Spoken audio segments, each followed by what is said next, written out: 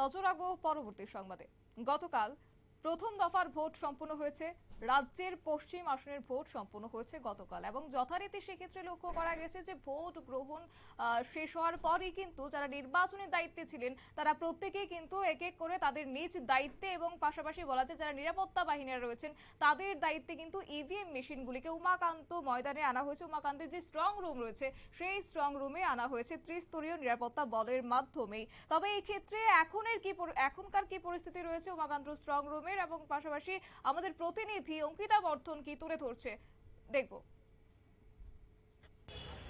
দেখো 19শে এপ্রিল পশ্চিম আসন এবং রামনগর বিধানসভা কেন্দ্রের উপনির্বাচনের ভোট গ্রহণ পর্ব গেছে। আমরা বিকেলেও দেখিয়েছিলাম গতকাল বিকেলে যে যারা ভোট কাজে নিয়োজিত ছিল ভোটাধিকারিকরা তারা কিন্তু উমাকান্ত একাডেমিতে এসেছেন ইভিএম এবং ভিভিপ্যাট নিয়ে। তারপর কিন্তু তা বিভিন্নভাবে পরীক্ষা নিরীক্ষা চেকিং এর পর তা সোজা চলে যায় স্ট্রং রুমে। ইতিমধ্যেই কিন্তু উমাকান্ত একাডেমির সামনে চলছে একেবারে কঠোর নিরাপত্তা, ত্রিস্তরীয় বলয়ের নিরাপত্তা দেওয়া হচ্ছে। তৎসঙ্গে আমরা পুলিশ আধিকারিকদের সাথেও কথা বলেছি, তাদের থেকে জানার চেষ্টা করছি যে কিভাবে নিরাপত্তার চাদরে মুড়িয়ে ফেলা হয়েছে এই গোটা চত্বরটিকে। আরেকটা গুরুত্বপূর্ণ বিষয় তা হচ্ছে উমাকান্ত একাডেমির যতগুলো গেট ছিল, প্রবেশদ্বার ছিল, সমস্ত কিছু কিন্তু ইতিমধ্যেই সিল করে দেওয়া হয়েছে। মূল যে ফটক রয়েছে তা শুধুমাত্র খোলা রাখা হয়েছে এবং সেখানে একটি পাস অর্থাৎ নির্বাচন আধিকারিক বা নির্বাচন কমিশন থেকে যে পাস দেওয়া হয়েছে সেই পাস এন্ট্রি করে তারপরে কিন্তু ভেহিকেল হোক বা যে সমস্ত কর্মীরা এখানে আসা যাওয়া করছে তাদেরকে পাস দেখে এন্ট্রি দেওয়া হচ্ছে। তৎসঙ্গে ত্রিস্তরীয় নিরাপত্তা ব্যবস্থা অর্থাৎ টিএসআর রয়েছে, ত্রিপুরা পুলিশ রয়েছে এবং স্ট্রং রুমের বাইরে আধা সামরিক বাহিনী মোতায়েন করা হয়েছে। অর্থাৎ একেবারে নিরাপত্তার চাদরে মুড়িয়ে ফেলা হয়েছে ইতিমধ্যেই উমাকান্ত একাডেমির গোটা চত্বর। আমরা প্রত্যেক বছর দেখতে পাই উমাকান্ত একাডেমিতে স্ট্রং রুম করা হয় পশ্চিম আসনে যে সমস্ত জায়গায় নির্বাচন হয়।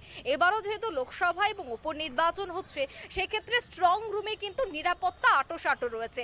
অর্থাৎ নির্বাচন কমিশন যেভাবে বলেছিল যে রাজ্যে শান্তিপূর্ণভাবে এবং অবাধ নির্বাচন হবে সেই মোতাবেক কিন্তু আমরা দেখতে পাচ্ছি কঠোর নিরাপত্তা। আমার সামনে এখানে দেখা যাচ্ছে যে এই যে স্ট্রং রুম সেই স্ট্রং রুমের জায়গায় কিন্তু প্রচুর পরিমাণে টিএসআর বিএসএফ মোতায়েন করা হয়েছে এবং কাউকেই কিন্তু সেখানে প্রবেশ করতে দেওয়া হচ্ছে না। এমনকি যারা এখানে কাজে নিযুক্ত রয়েছে শ্রমিকরা তাদেরকে পর্যন্ত একের পর এক চেক করে সেখানে ঢোকানো হচ্ছে। কিছুক্ষণ আগেও সেখানে প্রচুর পরিমাণে গাড়ি এখানে ছিল, সমস্ত বিষয় চেক করার পর পরীক্ষা নিরীক্ষা করার পর কাগজপত্র খতিয়ে দেখার পরেই কিন্তু প্রবেশ করানো হচ্ছে গাড়ি। অর্থাৎ কোনোভাবেই কিন্তু কোনো ধরনের রিস্ক নিতে ইতিমধ্যেই নারাজ নয় রাজ্যের প্রশাসন তৎসঙ্গে ইলেকশন কমিশন।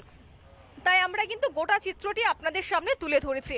হয়তোবা আমরা গতকাল আপনাদের সামনে গোটা বিষয়টি তুলে ধরেছিলাম, কিন্তু আজকে কেমন পরিস্থিতি রয়েছে, কিভাবে নিরাপত্তায় রাখা হয়েছে স্ট্রং রুমগুলিকে সেই বিষয়টার চিত্র কিন্তু আমরা আপনাদের সামনে তুলে ধরেছি। এই মুহূর্তে ক্যামেরায় চিত্র সাংবাদিক জাকির হোসেনের সাথে আমি রয়েছি অঙ্কিতা বর্ধন। ধন্যবাদ। একেবারে আমাদের প্রতিনিধি অঙ্কিতা বর্ধন সরাসরি তুলে ধরেছে উমাকান্ত স্ট্রং রুম থেকে এবং সেখানে কিন্তু একেবারে নিরাপত্তার মধ্য দিয়ে রয়েছে গণদেবতাদের রায় এবং গতকালই লক্ষ্য করা গেছে পশ্চিম আসনে যারা গণদেবতারা রয়েছেন তাদের রায় ইভিএম বাক্সবন্দী হয়েছে এবং তাকে কেন্দ্র করে কিন্তু পরবর্তী সময় ভোট গ্রহণের পর যথারীতি ইভিএম এবং ভিভিপ্যাট গুলিকে নিয়ে আসা হয়েছিল স্ট্রং রুমে। তবে এখন দেখার বিষয় যে 4 জুন কি হতে চলেছে। নিয়ে নিচ্ছে ছোট্ট একটি বিজ্ঞাপন বিরতি, সঙ্গে থাকুন।